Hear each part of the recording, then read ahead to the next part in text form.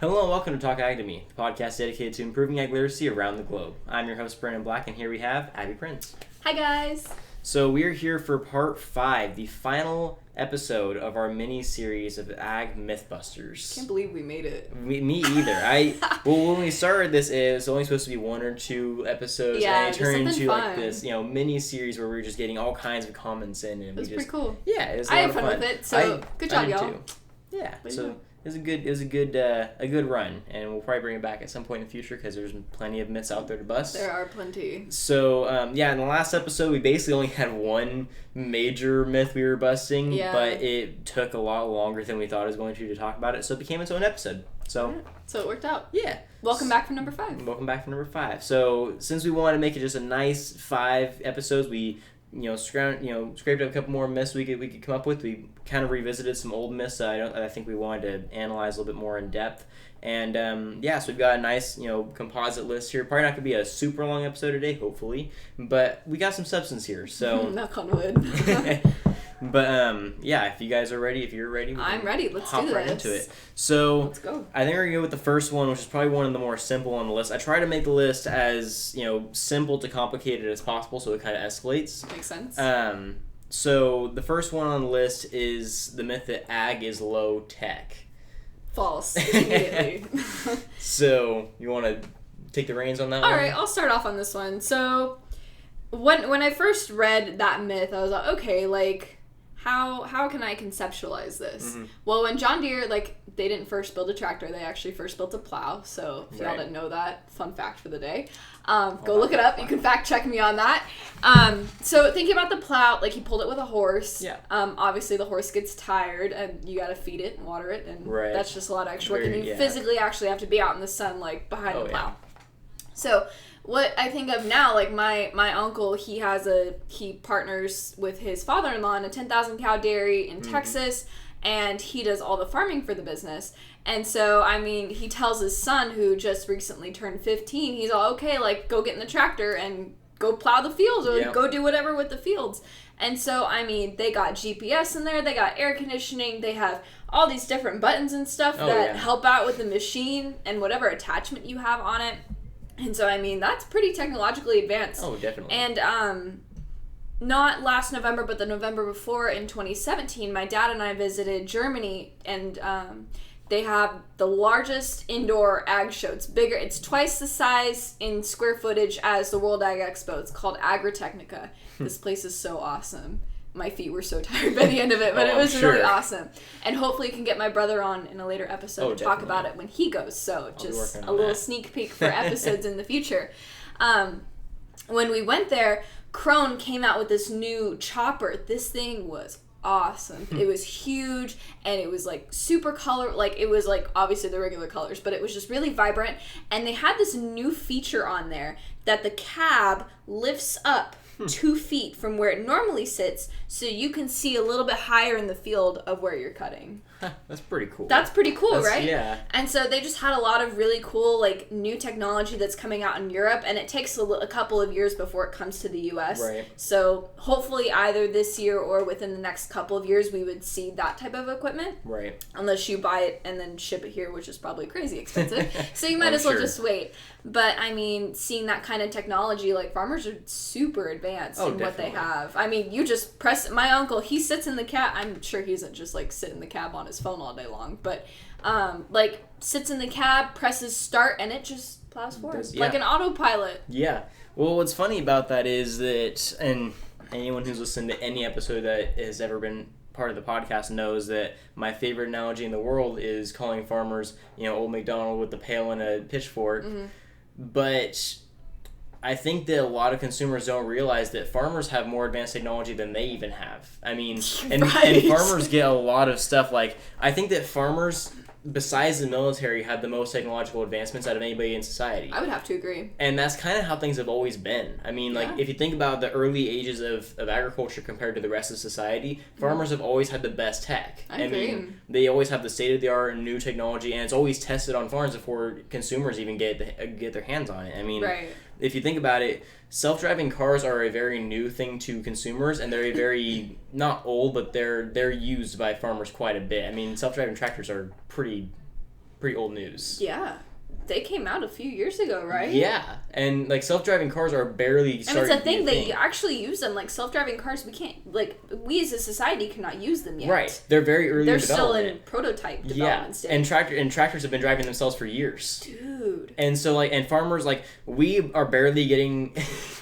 Us as my mind is blown. Us as consumers are barely getting a hold of higher tech drones. Farmers have been using high-tech drones for years. It's so true. There's so much tech that farmers have been using forever. I mean, if you go to this year's theme at the World Ag Expo was harvesting technology or something like that. I think it was harvesting technology. Something to do with technology. If you see the stuff that's coming out, that stuff the consumers aren't even going to get a look at in their everyday household technology for probably decades, because that's just it's so advanced and we don't really need it yet. So farmers they're getting such advanced stuff. If y'all want some high-tech stuff, go talk to your local farmer. Yeah, because the farmers have the best drones. They have if you've ever played with a drone, just a toy drone, the battery lasts 5 minutes. It does not last long. Yeah. Farmers, the technological, I cannot say that word, technologists, the guys who create the technology for farmers. Okay, yeah. They've created models for drones that last hours, so that way they can go do surveillance over farms. The last drone I flew lasted about 10 minutes and I crashed into a pool. And that's because the battery died too soon. And farmers can go survey their entire dairies using these super advanced drones that can do infrared vision and can tell the head count of every cow there. It's it's not crazy. just a camera that you can just see, or even just something that flies around, freak people out. Yeah, they have way cooler stuff than we do, and people are all oh no, farmers are just backwards, low tech. No, they got more tech than you do. Wrong. Their tablet can do more than your phone can do. You're right. So that one's just kind of, whenever I hear that, it just kind of makes me laugh. It's I spent an entire month of February talking to people about how advanced farmers' tech is compared to consumers' tech. I'm impressed. So that was pretty good. Good myth. Pretty cool. It's cool. Myth busted. So that's kind of the first. I thought that'd be kind of a nice one to break the ice and that was good. Transition into. So our next one, which I know that you're very passionate about, and I gotta say I have had my hat in the ring for this argument quite a few times, but I know that you've done a lot more homework on it. So did a whole speech on it, man. Katana drilled this into me. I've listened to yours and Haley's speeches on it several times. A solid 6 months I spent definitely digging in this topic, and it was so a little hardcore. We touched on this topic a few times in the past. We actually had a whole episode dedicated to it. I'm a little obsessed. I'm not gonna lie. It's an important topic. It's one that doesn't get enough attention. I agree. And so we wanted to kind of go over the myth one more time, just in case you guys haven't heard it. And I hope you have heard of this before. And if not, you're gonna hear it again. You're gonna hear it again. I recommend you go listen to our episode about it with her and Haley Fernandez talking about this issue in further detail. Yeah. But the myth is that labels are entirely honest. And I have to clarify, it's not that labels are lying, it's that they're misleading. So the actual the myth that, because I found this on a website of ag myths, popular ag myths, and it was the top 10 most popular myths that consumers think about agriculture, and it's that just to give an example, is if meat is not labeled hormone free, it is not hormone free. Only meat that's labeled hormone free or antibiotic free is hormone or antibiotic free, and that was kind of the myth I wanted you to dispel. Not the labels are inaccurate; it's that they're just misleading or that they have misconceptions about what they're actually telling. So the problem with labeling that I have is that it's very fear-mongering, and it is awful. I hate going into the grocery store. I'm I just want to see what's in the food. That's all I want to know. I want to know the name of the product, what it is, if it's chicken or beef or pork or whatever, the business name. Okay, business name, what the product is, chicken, beef, pork, whatever. Yeah. Let's just go Foster. Okay, Foster Farms, chicken. I want to know what the ingredients are. Yep. The calorie content, the nutritional information, and that's it. Yep. That is all I want on the package. Yep. It does you no good to know what's not in it. Exactly. Because the problem with it is if you have that package that would be ideal in today's society, or you have what you see in the store now, which has all of those things on it, and antibiotic free, hormone free, GMO free, organic. Yep. If you have all 4 of those extra labels on there, that means your price is raised. Mm-hmm.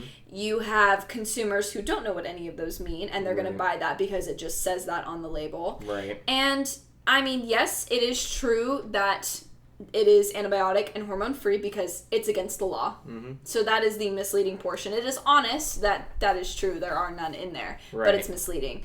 And so that's just the biggest problem I have with it, because an uneducated consumer who is misinformed about what they're purchasing, I mean, they could spend more money because it has a certain label on it. Right. And there's nothing different with the product. I mean, it's the same thing with RBST. Mm-hmm. Like, I also had a speech specifically on RBST, and I studied that for a solid 6 months on that one too. But I mean, there's nothing different than the hormone that's naturally produced by the cow. This is just a supplement to help them produce a little bit more milk, so Right. then they stay in the herd. So I have a big problem with that, just misleading consumers. It's so wrong. Oh, absolutely. Like, farmers are so transparent, but Yeah. I mean, the process, once the product leaves the facility and goes to the processors, it's all up to them. Right. And it's just really unfortunate. So that is my beef. And if I had anything to say about it, I'd say take everything off except for the business name, what the product is, the nutritional facts, and, like, the ingredients. Yeah, the crucial stuff, the stuff that actually matters to That's the all product. I want to know. Yeah, no, I agree completely. And I'm not going to add too much more to it just because you basically covered all the major points. I just love, back in our ag business class last year, that was 2 years 2 years ago. Whew, Man, we're getting old. Um, We're getting old. but Mr. Medeiros gave this perfect example of, two guys at the gym. One guy, like, they're both just, like, completely ripped. They've both been working out a lot. And one guy says, oh, I don't use steroids. He's not lying. Nothing that he says is dishonest. It's just you think that the other guy does just by, process of elimination. Right. Okay, that guy doesn't, which means what does this guy do? Because he didn't say that he doesn't, so he probably does.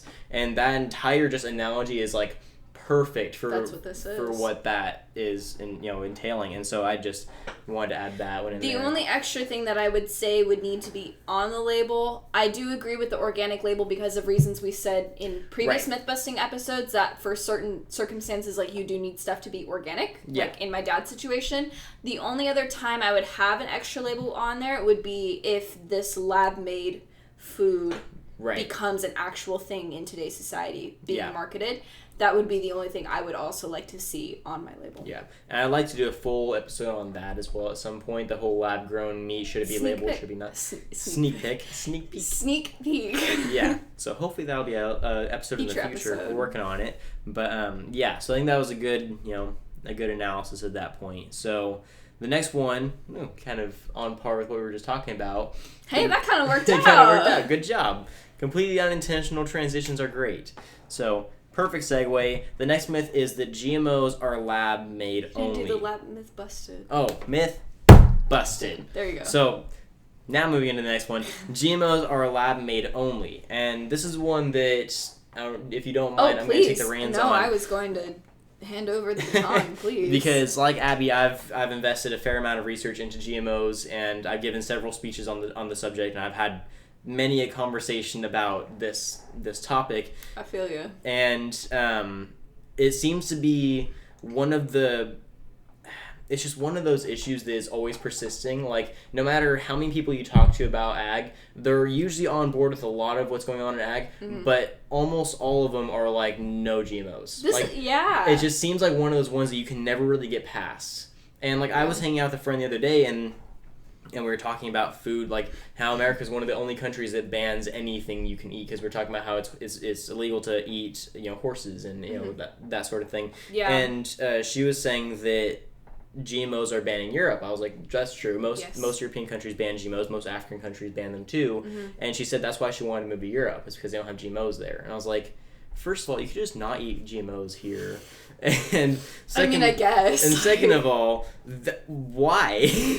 So, anyways, the problem I have with this GMOs are lab-made misconception is that I have a problem with just the whole definition of what a GMO is. Kind of like my problem with the definition of sustainable. GMO is a very loosely defined term, and it's very, like, you can fit it to almost any situation you need it to fit into. It's very convenient of a definition. And so the actual... Gee, how convenient. Right. So the actual definition of genetically modified organism, and I'm paraphrasing, is loosely that it's an organism who's had its genetic code altered in some way. Okay.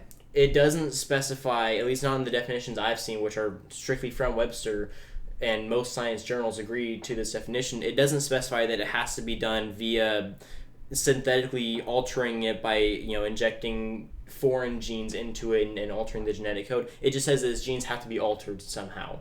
It kind of implies it has to be done scientifically, but there's nothing that says that has to be the case. So my argument is that going off of that definition and going off of the name genetically modified organism, pretty much anything that's been crossbred, that's been altered by environmental adaptation, that's been altered by diet, by anything that can alter your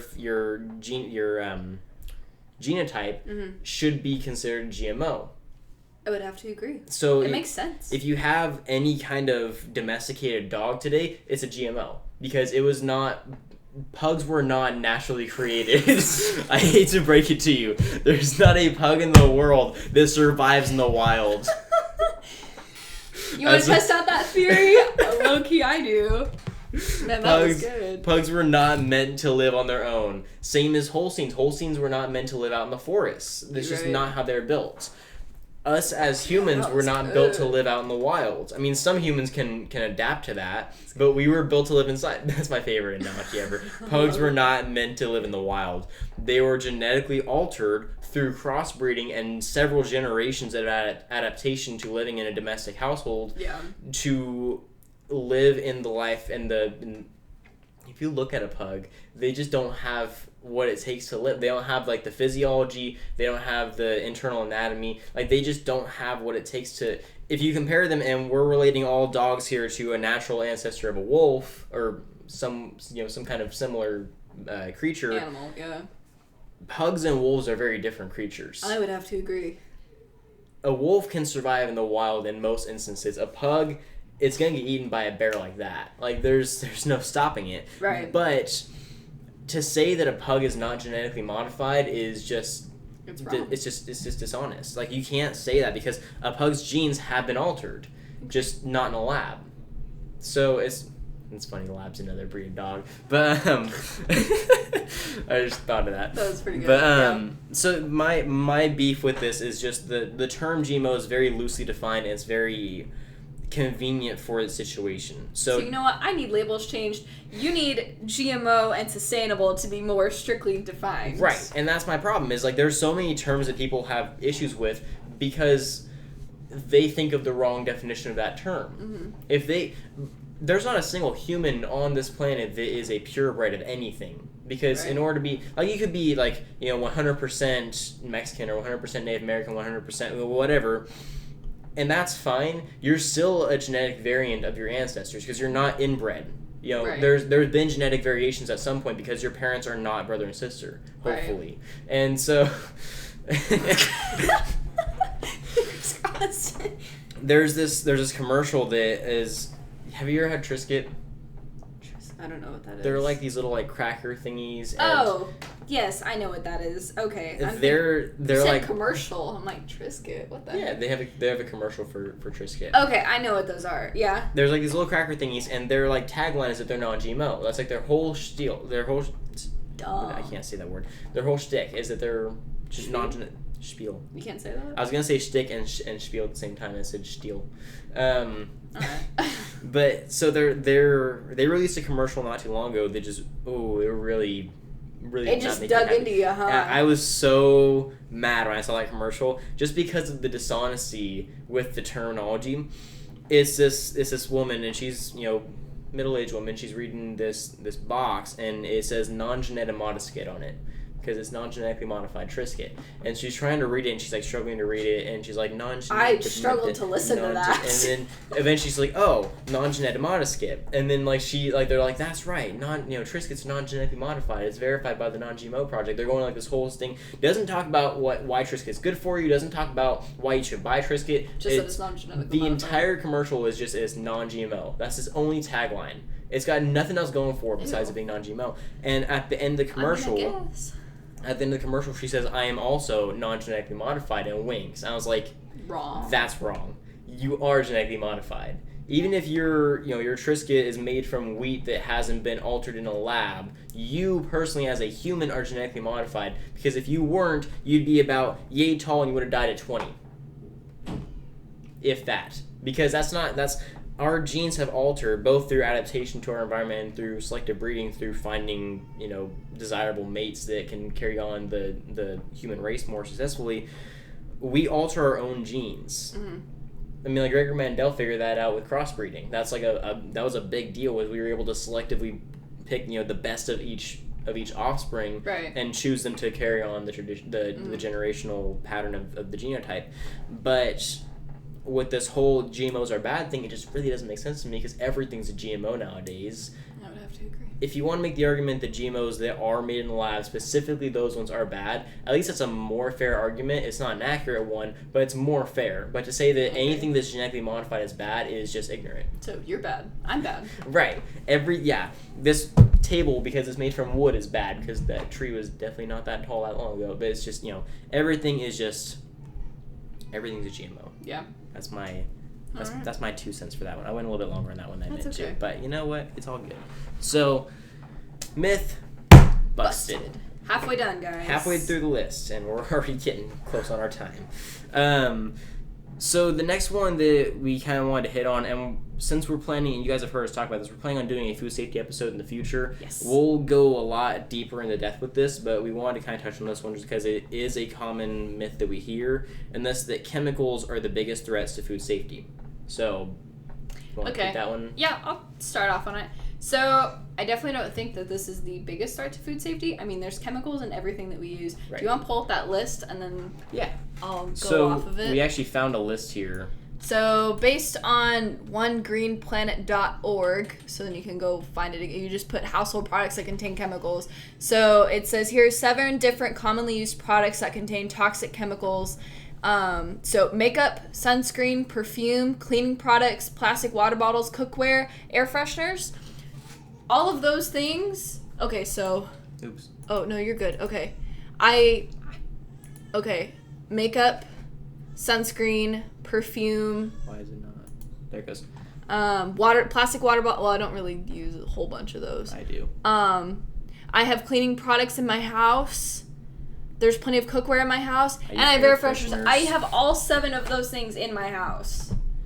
And so when we were talking about this prior to the episode, I was talking to Brendan, and I was like, hey, like, this is really weird. Like, the first thing that came to my mind when I think chemicals, like, I don't think about it in my food. No. Because they are so heavily regulated, which is why I don't really care about the labels. They're so heavily regulated, I'm not worried about it. As long as you wash your food before, like, you eat it, or, like, vegetables and stuff, so you don't get E. coli or salmonella or listeria, but none of those are chemicals. No, those are all bacteria So I don't really have a problem with it, but the first thing that came to mind was cleaning products. I mean, like, bleach. I gave this example to Brendan, I kind of made him laugh, so I hope to make you guys laugh, too.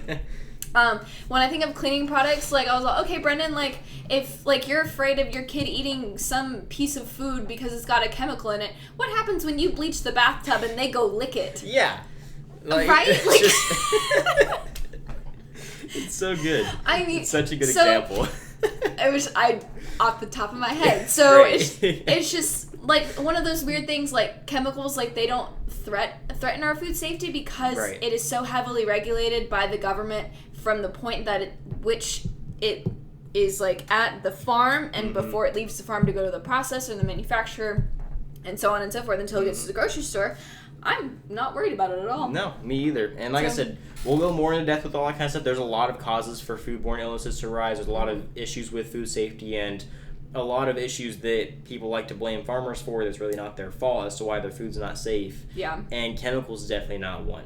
So if you don't gotta worry about that. Yeah, no. Before it even hits the shelves, it's washed, and you usually wash it again when you get home. Yeah. So there's nothing left on that food by the time it gets to your plate, hopefully.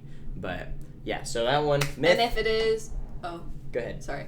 And if it is, it's some fluke thing, and we're human. Yeah, no. But I mean, it goes through so many checkpoints. Yeah, there's such a tiny percentage of it actually getting to your plate and having any kind of residue left on it that is, like, not even worth worrying about. But so you're good. That hamburger you eat tonight, don't even worry about it. Myth busted.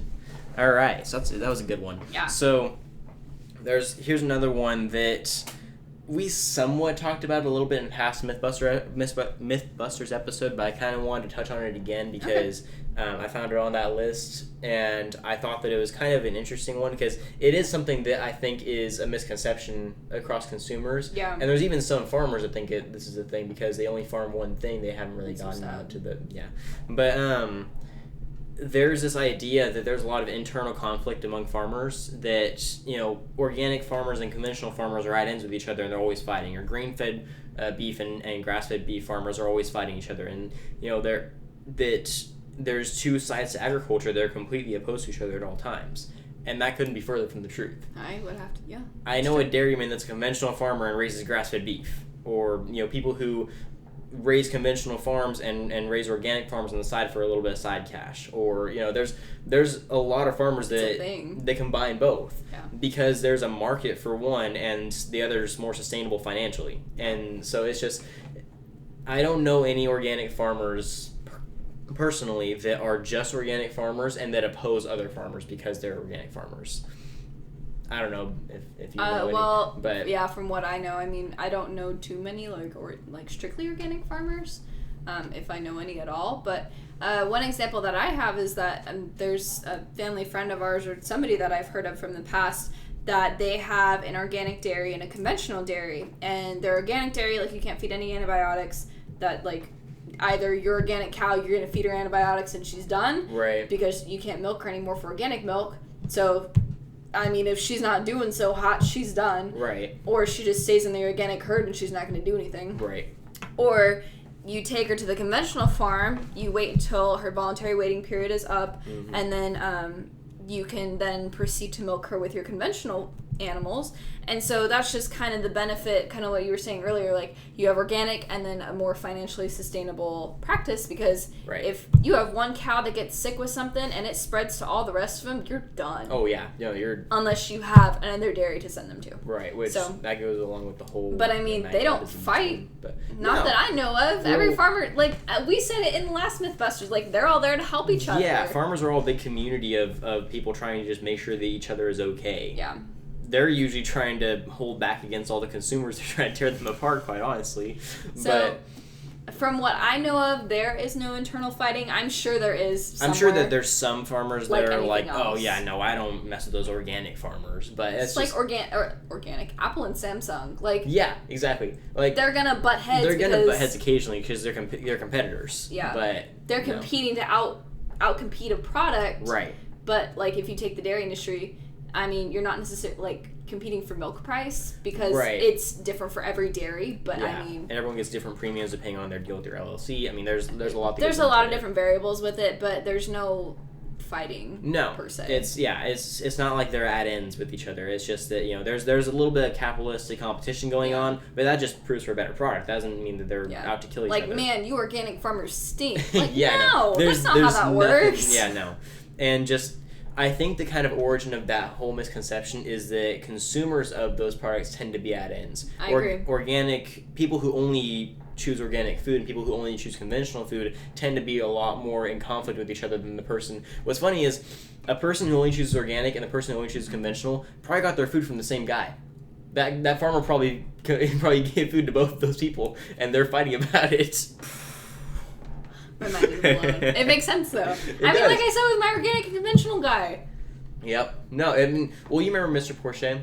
Yes. So Mr. Porsche was a physics teacher at my high school, and he tutored me in physics. Yeah, he was Abby's physics teacher. Great guy, awesome guy. Oh, he's super awesome. And he grew up on a cotton farm, and so he knew a little bit about ag, but not a ton. So him and I were talking one day, and he was telling me that he was driving through the mountains one day. I think it was up north or something like that, and I don't remember where it was, but he was driving with his wife, and they passed by a blueberry field that was all organic, and there was a non-organic field right next to it. And his wife said that they should stop and get some blueberries from the organic field and not the conventional one. Oh my and he's gosh. like, why? Those are going to be a lot more expensive. And she's like, yeah, but, oh, no, I remember what it was. My mistake. They passed by those fields, and then, a week or two later, when they got home, she bought organic blueberries from the store. And he's like, why'd you get organic blueberries? And she's like, well, these are better for you, and these are, all that kind of stuff. And he's like, You know the blueberry fields we passed by on the way up to the mountains or whatever? You know how there are two fields right next to each other? One was organic, one wasn't, and you know how they looked exactly the same? There's no difference between the two. You literally just paid more for the same blueberries. Somebody just conned you out of just a sticker, and it was the greatest That's line awesome. I'd ever heard him say. But it's so true. That same farmer is giving both of those, like, different blueberries, supposedly different blueberries, to two different consumers that are fighting about it, and it came from the same guy. There's no difference in how That's kind of sad, what he did. honestly. So yeah, I think a lot of the misconception comes from the consumers fighting it out, not the actual farmers. Gotcha. So, myth Busted. So we got one more on the list, and this is actually, I put this one at the end of the list. I actually probably gone with the food safety one, but it's okay. This is a revisit of a comment that we got from the last episode, not the last episode, 2 episodes ago. Number three, that we had a little bit... And if you haven't watched it, go check it out. Go check it out, because it's a great one. There's a lot in there. We actually had to continue the conversation into the following episode just because it got so long, but it was a really good one. But there was a comment on that we kind of talked about. We didn't really know that much about the situation, and it was about organic food coming from China. And we just assumed, overall that different countries have different regulations and that their food might not be as safe as ours. But we didn't know what the actual situation was with China. We could have said it about any country. But it's pretty cool. Brendan looked it up. I did some research. I did my homework and kind of figured out what the situation in China is. So supposedly, and I should have gotten that guy's name again. Actually, go find his name. It's somewhere on that list. It's under organic. Just go all the way to the bottom, I think.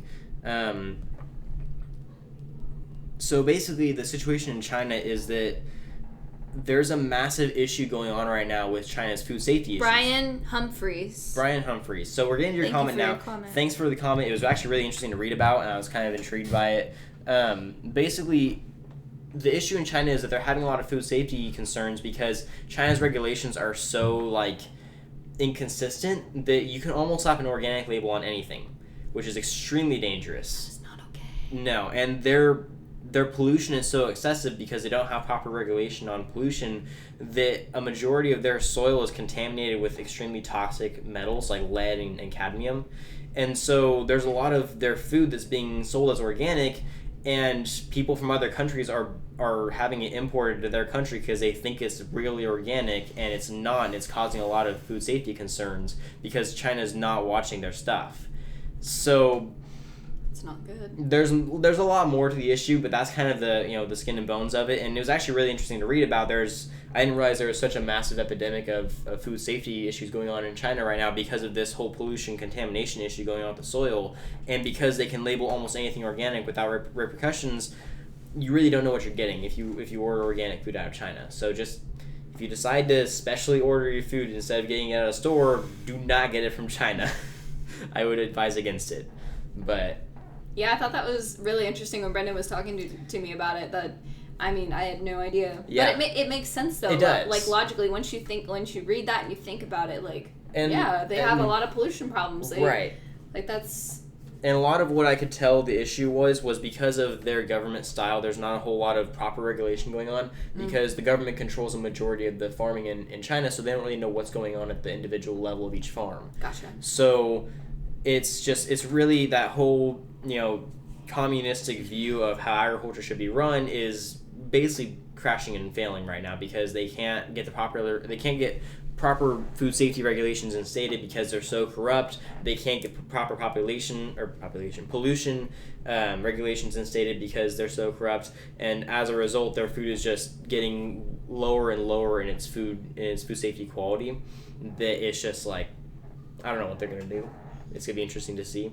We'll see. But yeah, so I thought that was kind of interesting. And thanks again, Brian Humphreys, for that comment. It was pretty cool to read about. Cool. And that's the last one on our list. I know, I think we did pretty good today. I think we did too. We were actually going to originally have 10, and I think we would have gone way over time if we had 10. That was 6, and we were already at 35 minutes. So we like to talk. We do. And that was a pretty good way to wrap up the episode right there. So I'd like to thank everyone so much for all of your comments, for all of your support, and all the myths you guys sent in. They were awesome. so great to be able to kind of bust a lot of those and talk about the issues. They were fun. Thank you for tuning in. Like, that was... Some of them were that just was really enjoyable for me. I really liked that. Some of them were like, oh, that's kind of interesting. Some were like, really? People think that? It's sad because it's true. So hopefully, after people watching and listening to this, they will go and make a new choice tomorrow. Yeah. So my kind of goal with this Mythbusters miniseries, and it really wasn't meant to be a miniseries. It kind of was like supposed to be... It just happened. It was like supposed to be 1 or 2 episodes, and Abby's like, let's just do 5 episodes. I'm like, yeah, let's do. That was my goal, and then we made it to 5. But what's funny is off of those initial comments we got after the first kind of call out for hey, I need Miss, we got 4 episodes out of just those. This fifth episode was the only one we had to come up with our own myths for. Top notch. So that's good job, guys. That was pretty incredible. Yeah, claps all around for you guys. That was awesome. That was kind of a weak applause. Maybe you could go in and edit, like, put applause just in put there. like applause noises. I'm sure I could figure out a way to do it. But yeah. So that's all. That's all I have today. Got. Check out the rest of the Ag Mythbusters episodes if you haven't seen them yet. Heck yeah, they're a lot of fun. Yeah, it was a lot of good conversations. Unfortunately, we couldn't have Evan here for the rest of the series. That's okay. He's in Mexico helping out with missions, so good on him. But he was here for the first one. Yeah, we can't really blame him for that. No, we can't get mad at him because he's doing good stuff. He's doing good. He's being a good person. So he's gonna come back next week, I think. Hopefully week after, something like that. I hope so. Maybe we can have him in another episode before he has to go back to Cal Poly. That would be fun. We're going to do a couple more episodes before she has to go back to Washington, so you're just going to get a handful of Abby for the rest of the month, probably. But that's okay. So, yeah, it'll be a lot of fun. It's going to help me out a lot. You guys are going to enjoy it. She's going to have a good time with it. It's going to be great for everyone. So, yeah, look out for our future episodes to come. Thanks again for tuning into this one and for helping out with everything. A lot of fun conversations to be had. All the episodes that we mentioned before, the labeling it episode, the GMO episode, go check those out so you can get the full context of what we were talking about if you haven't yet. Get ready for the food safety episode. That's gonna be an interesting one. I know, I'm excited. I'm gonna do some more research on this China thing so we can add even more into it. Maybe international food safety. That'd be kind of a cool one. Ooh. Well, we got some works in store for you guys. So yeah, once again, be aware. Just keep a lookout for what we got going on. I'm going to try to post as much as I can so you guys are well informed, and we'll probably be asking for your guys' help again for future episodes, so keep an eye out for that. Just real quick, I'd like to thank Eric Wilson for allowing me to ask the help of the My Job Depends on Ag community for all these myths, for all the support, for all the just comments and what to talk about on the show. I kind of had to ask him for permission to ask everyone else for help, and he was completely supportive of it. He said, hey, tag me in this post so you can get more notoriety. Thank you, Eric. He was so helpful, and I appreciate that. So yeah, thanks Eric for everything. But I think that's all we've got for this episode. That's all I have too. So yeah, once again, thank all you guys so much for tuning in, all your support. Thank you and so don't much. forget, if you ate today, thank a farmer.